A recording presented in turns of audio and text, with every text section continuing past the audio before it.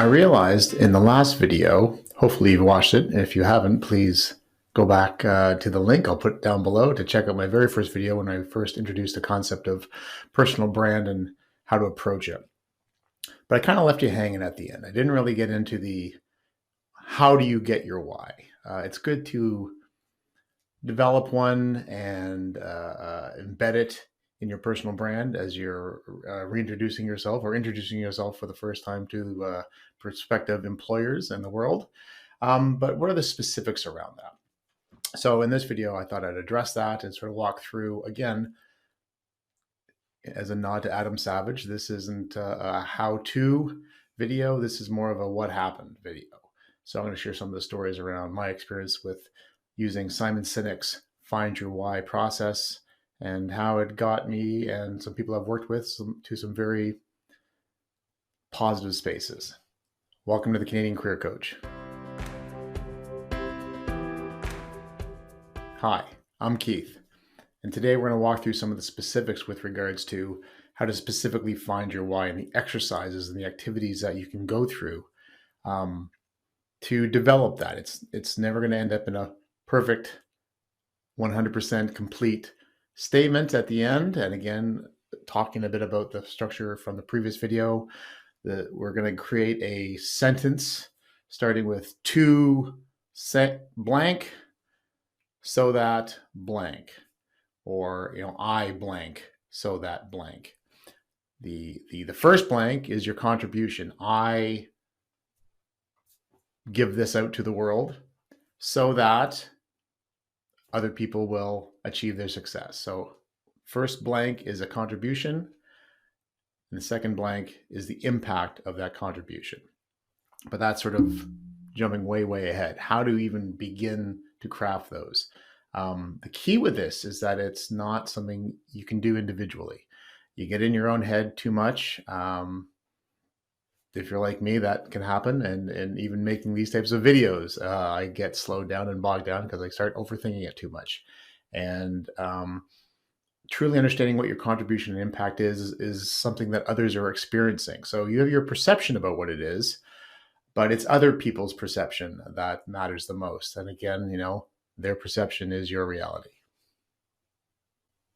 So the first thing you're gonna have to do is find a partner in this process. Step one.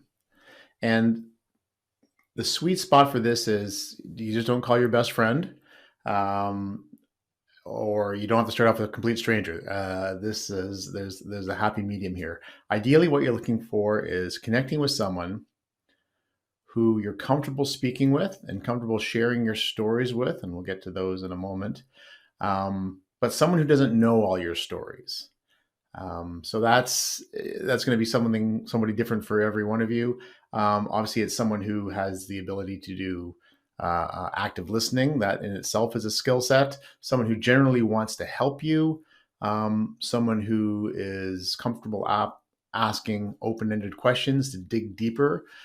Throughout this process, you'll hear me talk about the specifics, and it's very important that they're going to be interviewing you to some extent to pull those details out of those stories, and on you to, as you're developing your stories, being very specific, not just, this time this thing happened to me and I felt great about it. It's what exactly are you talking about? What exactly happened? How did that exactly make you feel better? What occurred in that instance?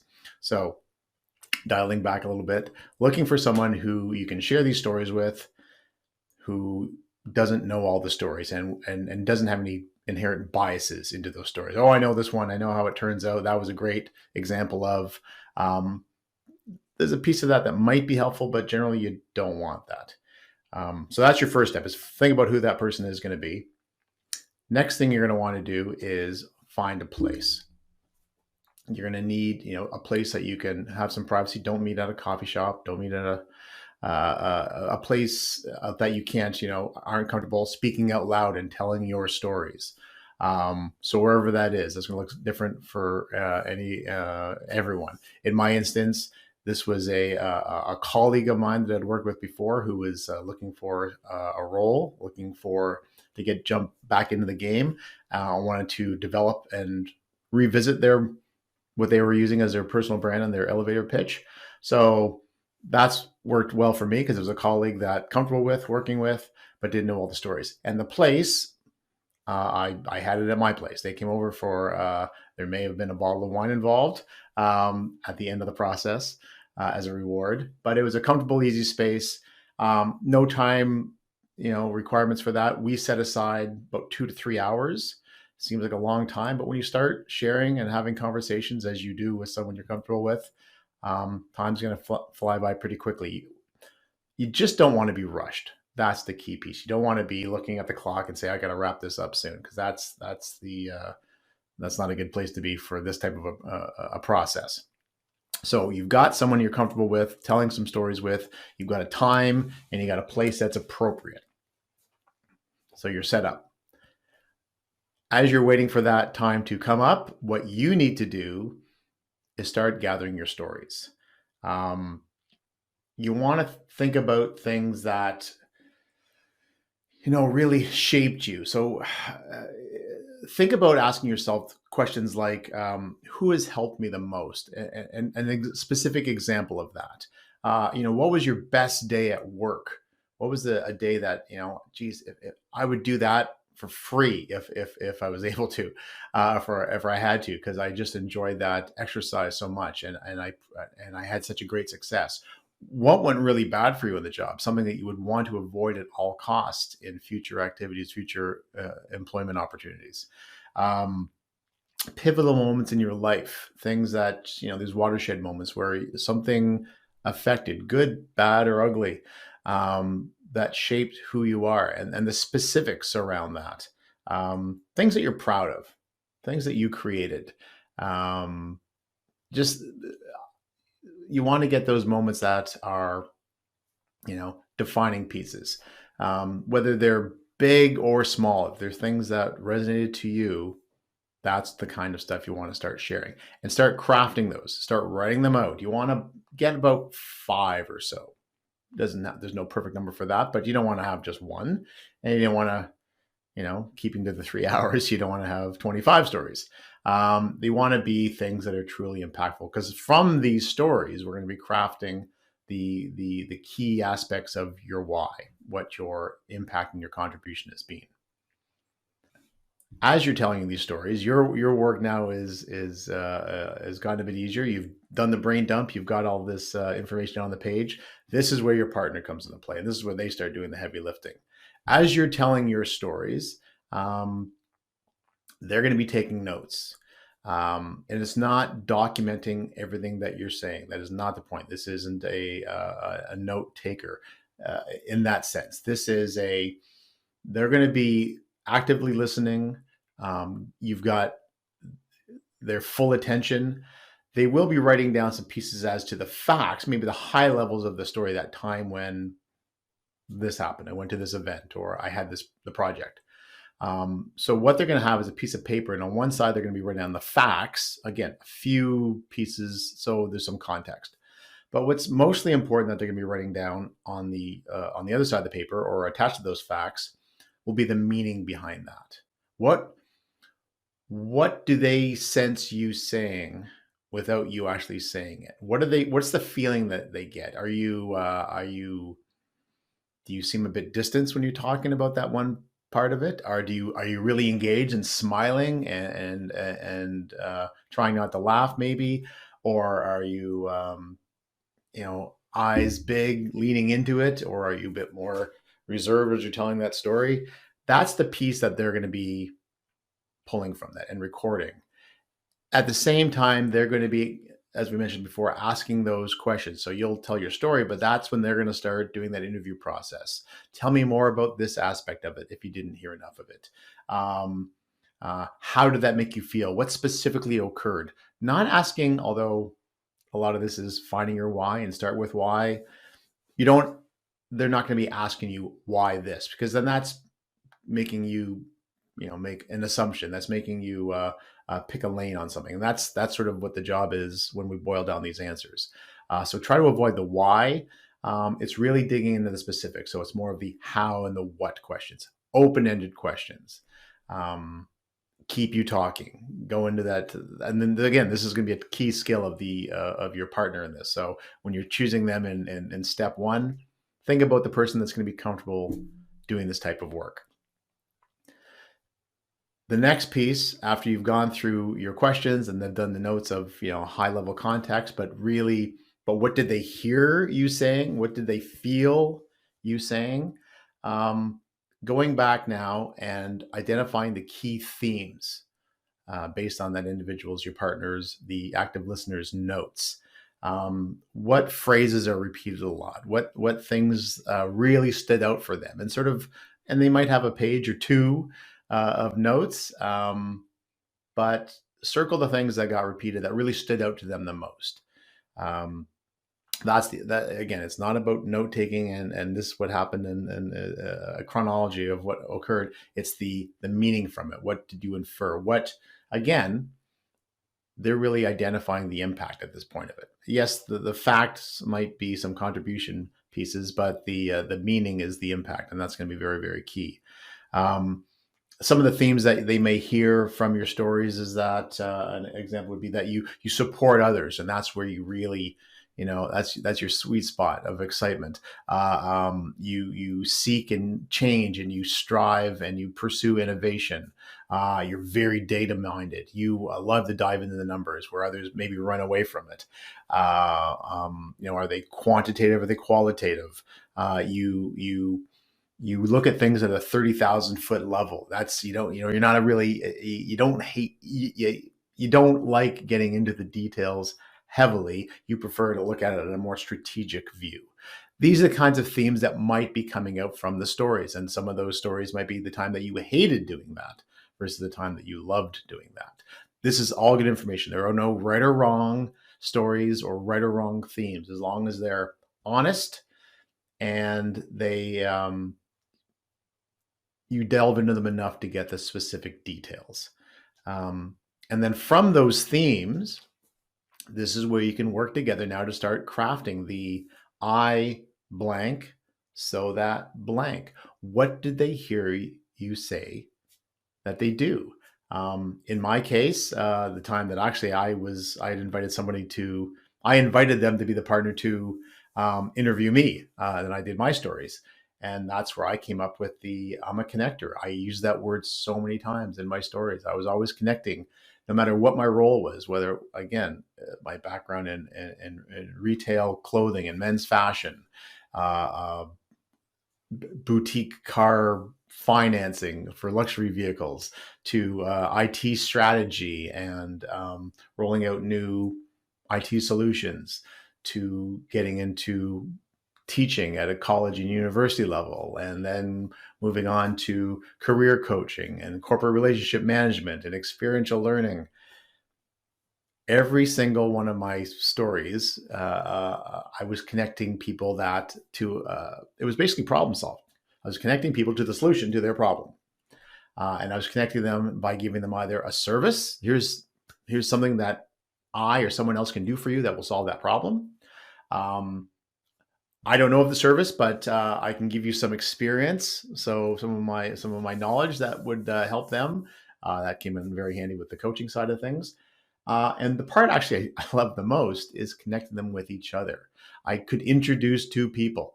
So I wasn't creating anything net new other than a relationship.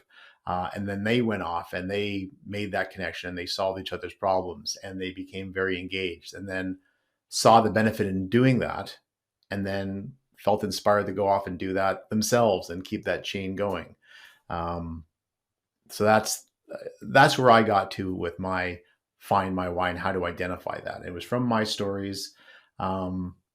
It wasn't the sales side, it wasn't the IT side, and it wasn't the education side specifically, but the best day at work ever that I would have would be a day where I created a relationship that didn't exist before, or I moved someone forward with with an issue they were having, whether it was, fashion issues, IT issues. That's a great place to work if you like helping solve problems, because a lot of people, when I was around when the internet started, hated technology. It was a problem. So if you were an IT nerd, geek, fill in the blank, and you love that stuff, which I did and still do, that's a great place to be if you like helping solve problems and introducing people to new things. So it wasn't about the specific job title I had. It was the things that I got to do on my best day at work. So that's the kind of theme you're trying to pull out from these stories. And that's what the listener is going to be hopefully capturing for you on their sheet of paper. And these are the things that they're going to be sharing with you as you work together to suss out that to contribution, so that impact statement. The next piece is let it percolate. Once you've got it, you're not going to perfect it in those 3 hours. You're going to have something pretty interesting. You're going to have something that, again, it's not about being perfect. It's about something that feels good, something that feels right. Okay, I'm on the right track. This is good. There might be some tweaking later on, as I mentioned before. These will, as your experiences and your good and bad days continue throughout your career, this will evolve a bit. It's not going to change dramatically. What gets you out of bed every day and what turns your crank and gets you going is pretty much dialed in fairly early in life. How you execute that, how you live that, and how you contribute to that, and the impact that has might tweak and evolve over time. But your core isn't going to change dramatically. So let it sit for a while, and you will be revisiting it. And while you're letting it sit, another exercise you can look at is connecting with your friends. And these aren't long conversations. These are people that you're very, very comfortable with. And the exercise that Simon Sinek used, and something I dove into as well, is reaching out to your friends and asking them why they're your friends. They're going to look at you like you're crazy. They're going to feel very uncomfortable. But if I were to call you at 3 o'clock in the morning, you would pick up the phone. Yes, of course I would. Well, why? Well, because you're my friend. Okay, but that's all the reasons they might give you at the very beginning are just the definitions of a friend, because you're always there for me and you're reliable. But start digging and start pushing. These, again, you're talking to your friends now, so you should be comfortable pressing them for some answers. Why would they do that? Why do you think I'm reliable, or why do you think I'm, intelligent in that way, or whatever that they're saying about you? And it'll get a bit tiresome for them. But the sweet spot is, you're always looking on the bright side of things. Might be an example. And the sweet spot is at some point they're going to start talking about themselves, right? They're commenting on how you always make them laugh.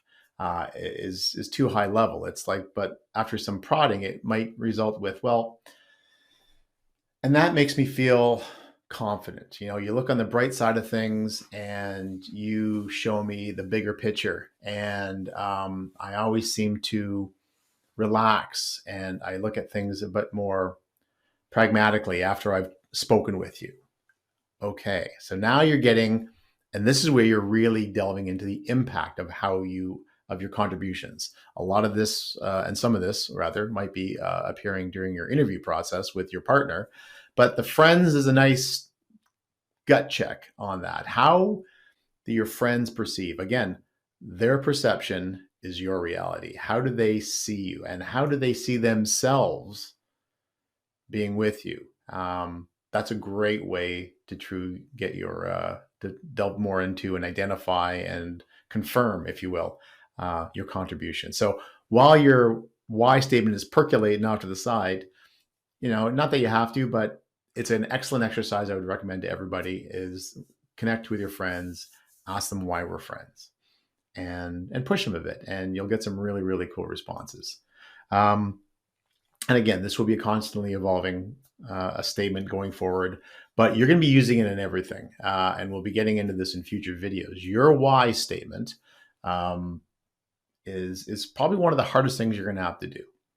It doesn't matter whether you're a great communicator or a writer or what else it's because it's looking inward a bit and it's writing something about yourself, which can make a lot of people very uncomfortable. I know I struggled with it. But once you've got that piece, that's the basic, of course, for something like your elevator pitch. And the way I just describe it with my students as far as scale is there's your your why statement, which will then you'll use that in your tell me about yourself in an interview. You'll use it for the about you section on your LinkedIn profile. You'll use it as and it's going to get a bit shorter every time. That's why I'm doing this with my hands. I apologize. The tell me about yourself, interview question is going to be about a 2-minute answer or a 1.5-minute answer. So you're going to really delve into the why. You'll expand on it. The slightly shorter version of that again would be what you would write in your LinkedIn profile. A few words less. The top of your cover letter. When you're applying for roles, if not every role needs a cover letter attached to it, but a surprisingly large number of job applications still require a resume and cover letter. Top paragraph, top sentences of your cover letter is your why statement. And we'll get into all the details on that later on when I do the cover letter video in a few weeks' time. And then the very, very shortest 1-sentence version of it is what is your LinkedIn banner. When you see on the person's name and it's, just doesn't, some people will just have a couple words as to where they work. But in one line, 1 sentence, what is your brand on LinkedIn? And that 1-sentence piece, that could be exactly what your I blank so that blank. If you look at some of the really engaging LinkedIn profiles out there, you'll see that's how they've structured their headline. So the tell me about yourself, cover letter, LinkedIn are all going to be beneficiaries of having a strong, I shouldn't say strong, that's not fair, having an honest why statement, something that you live and breathe and represent. You'll check in on now and then to see if it needs to be adjusted or you've experienced new things that can be added to it. But it's going to be the seed for so many other parts of your career journey and the tangible parts of some of your applications going forward as well. So hopefully that covers a bit more on what the first video didn't cover. Thank you very much for your time. If you've enjoyed this, please consider hitting the like button. If you'd like notifications on more videos like this, please consider hitting the subscribe button. Again, I love doing this content, and I'm at a stage in my life where I'm happy to do it for free for people. But I'd like to grow this channel, and if it makes the algorithm at YouTube happy, and then we get more viewers and things, the word gets out wider, that's what I want to do, right? That's part of my why statement. So thanks for joining me today. We'll see you on the next one. Bye-bye.